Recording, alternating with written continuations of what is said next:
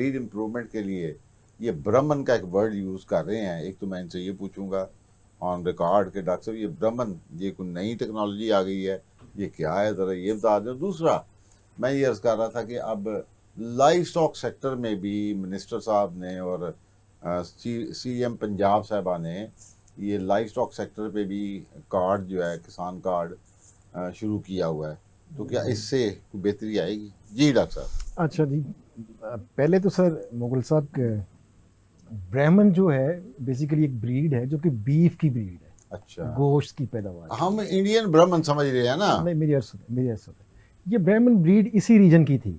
अच्छा, ये ब्राज़ील चली गई। अच्छा, वो लेके गए आज से कुछ 100 साल पहले। अच्छा, तो वो ब्राज़ील में जाके उन्होंने उसको ग्रेजुअली डेवलप किया।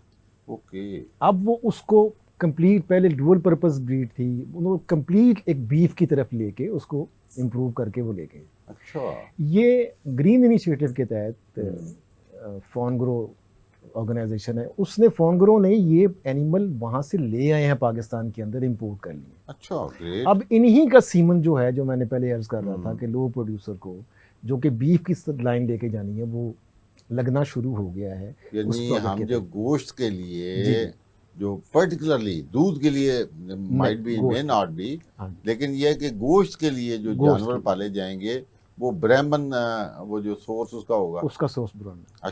अच्छा, दूसरा आपका जो क्वेश्चन था कि किसान लाइवस्टॉक कार्ड जो है, हाँ, इसका इस्तेफादा फार्मर बहुत 2-3 तरीकों से इस्तेमाल कर रहे हैं। अच्छा, एक तो कर रहे हैं, दूसरा बेहतर कैसे कर सकते हैं, एक और दोनों आपने एक तजवीज़ है उसके अंदर। एक तो ये है कि वो इस वक्त अब फीड प्रोक्योरमेंट के लिए, फीड की खरीदारी के लिए वो कार्ड इस्तेमाल कर रहे हैं। ठीक है।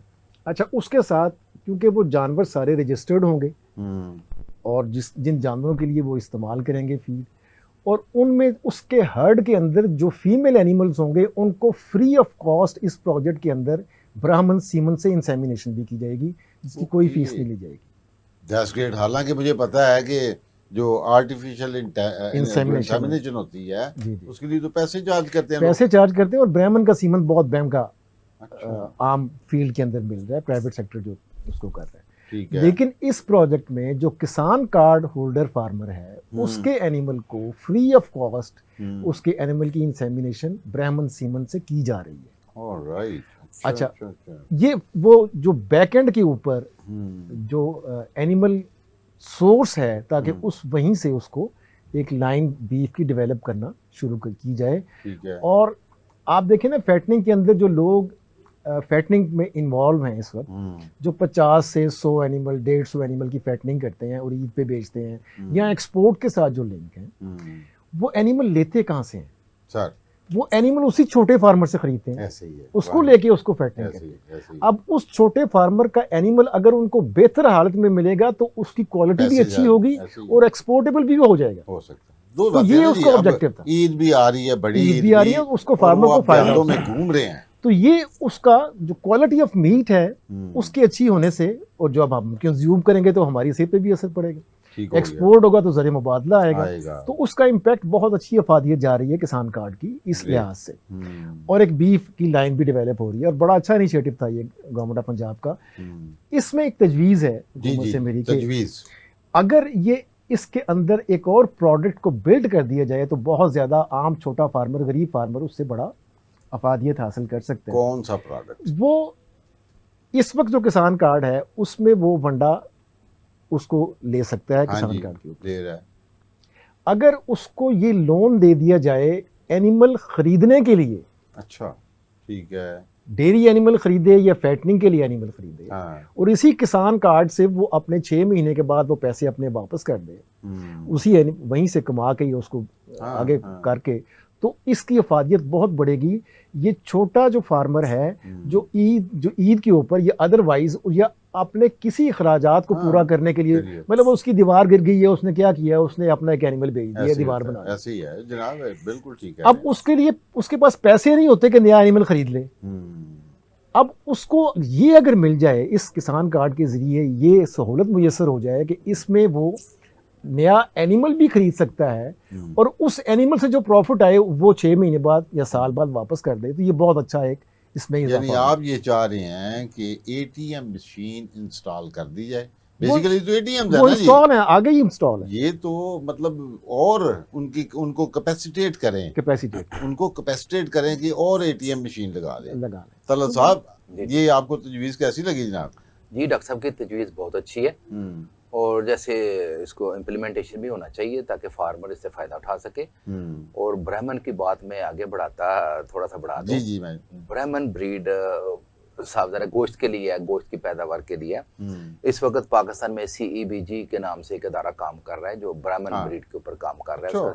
सीमन प्रोड्यूस करके गवर्नमेंट लाइफ स्टॉक डिपार्टमेंट को दे रहे हैं ताकि ये फिर पंजाब के जितने भी इजला हैं उसमें फार्मर तक पहुंच सके। और इससे बढ़ के एक और अदारे का मैं नाम नहीं लेता, वो इसी में ब्राह्मण में, एंगस में, नेलोर में, मुख्तलिफ जितने भी ब्रीड्स हैं उसमें काम करके उसकी जेनोमिक्स को चेंज करके उसमें सेक्स सीमन के नाम से सेक्स सीमन डोजेज आ रही हैं।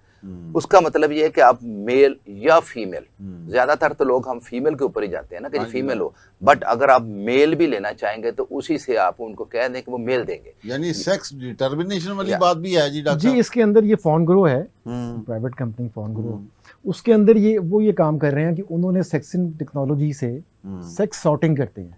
अच्छा, सेक्स सॉर्टिंग के जरिए सेग्रीगेट कर देते हैं कि ये सीमन इस्तेमाल करेंगे तो मेल आए, एक्स वाई वाले को उसको सेग्रीगेशन कर देते हैं, सॉर्टिंग करते हैं बेसिकली।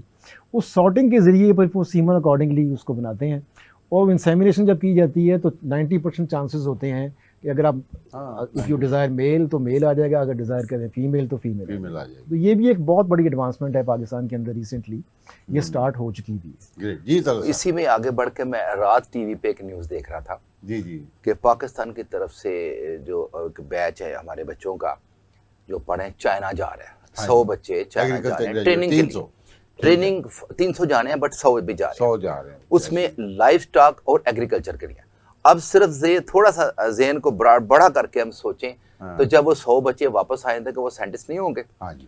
अब उसमें 50 बच्चे भी कर देंगे, 50 एग्रीकल्चर की तरफ चले गए, उसको इम्प्रूव करेंगे, उसकी ब्रीड इम्प्रूव करेंगे, 50 लाइफ स्टॉक सेक्टर में आ गए। जो एग्रीकल्चर के तो मुझे पता है लिस्टें मांगी गई हैं, बच्चे भिजवाए भी जा रहे हैं, तो आप ये चाहते हैं कि वेटनरी डॉक्टर्स जो हैं वो भी जाएं? बिल्कुल, उनको भी जाने चाहिए उसके अंदर। अच्छा, एक चीज जो है कि इसका ना एग्रीकल्चर और लाइफ स्टॉक का चोली दामन का साथ ऐसे ही है जी हमारा। और है क्या, लाइफ स्टॉक की प्रोडक्शन डिपेंड करती है एग्रीकल्चर प्रोड्यूस के ऊपर। ऐसे ही है।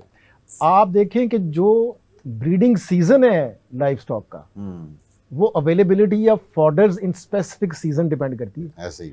अब क्लाइमेट चेंज के साथ जैसे ही हमारा जो स्विंग पैटर्न चेंज हो रहा है, अब believe you me life stock की प्रोडक्शन भी अकॉर्डिंगली ही चेंज हो रही है। ऐसे ही, क्योंकि उसके साथ बड़ा स्ट्रांगली लिंक्ड है ऐसे ही एग्रीकल्चर के साथ। ट्रू। तो वो अच्छा एक और चीज है, इसको अनफॉर्चुनेट कहना चाहिए या एक लेक्यूना जो रह गया कि फॉडर जो है उसके ऊपर अनफॉर्चुनेटली जो रिसर्च है वो उस हद तक नहीं हुई जो होनी चाहिए हमारे। अगर तो यही डॉक्टर साहब मैं एग्रीकल्चर का जो हमारे फॉडर रिसर्च इंस्टीट्यूट्स हैं सर, बाकायदा ये एग्जिस्ट करता है।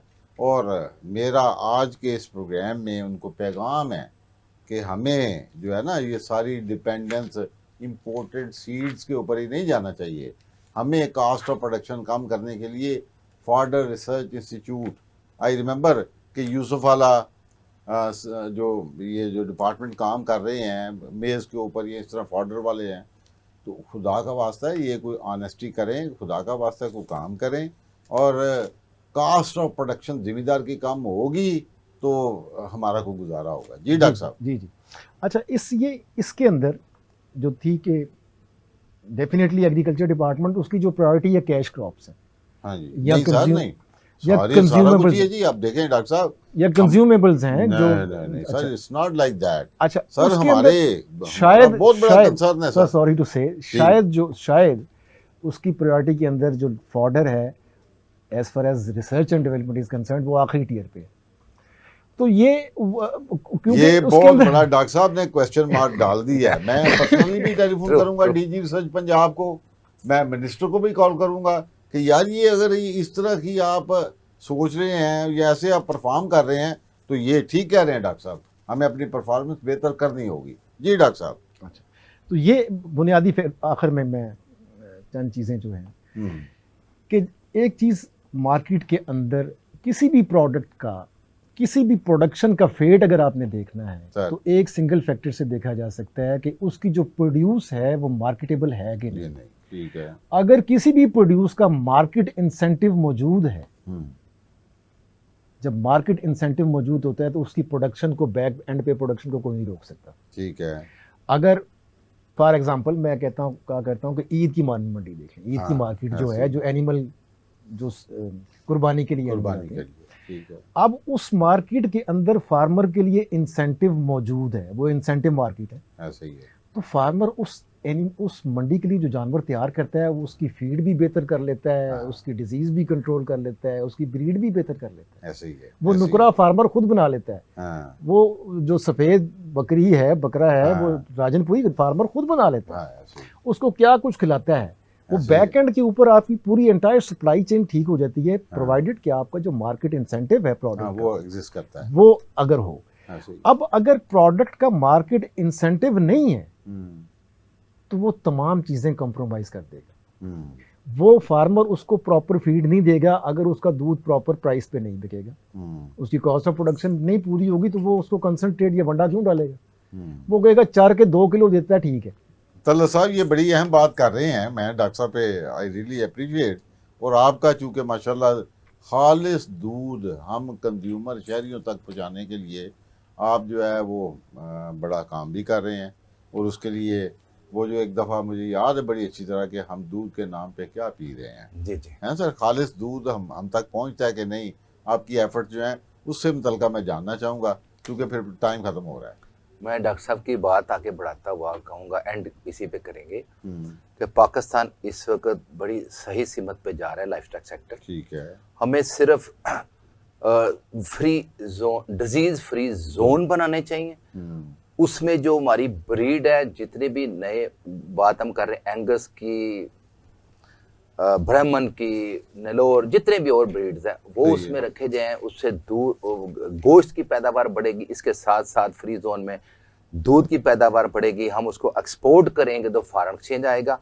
और इसके साथ उस दूध को जब हम आगे लेके जाते हैं तो फिर आप कहते हैं कि दूध को टेस्ट के लिए। तो पाकिस्तान में इस वक्त अच्छा ही दूध हम पी रहे हैं। कम से कम लाहौर के हिसाब से मैं कह रहा हूँ कि 80% प्लस हम प्योर दूध पी रहे हैं। गाय भैंस का मिक्स पी रहे हैं, बट प्योर पी रहे हैं। मिक्स पी रहे हैं, वो चल रहा है इस वक्त, वो प्रॉब्लम नहीं है। मशीनों की वजह से आप काफी हद तक अच्छा दूध पी रहे हैं। जी, आपका आखिरी वन लाइन पैगाम। अच्छा सर, एक तो ये है कि तलत साहब की बात को मैं आगे पहले कंटिन्यू करना चाहता हूँ। जी जी। ये कहते हैं कि दूध एक ऐसी चीज़ है सर कि जो इन्फेंसी के अंदर जो मैमल्स हैं, वो मैमल्स में जो सबसे डेलिकेट एज होती है वो इन्फेंसी होती है, कि इन्फेंट की जो एज होती है, अर्ली बर्थ के फौरन। और उसमें कोई भी मैमल है, चाहे इंसान का बच्चा है या चाहे वो जानवर का बच्चा है, एक चीज़ जो उसको बैलेंस रखती है, सर्वाइव करती है, दैट इज़ मिल्क। ठीक है।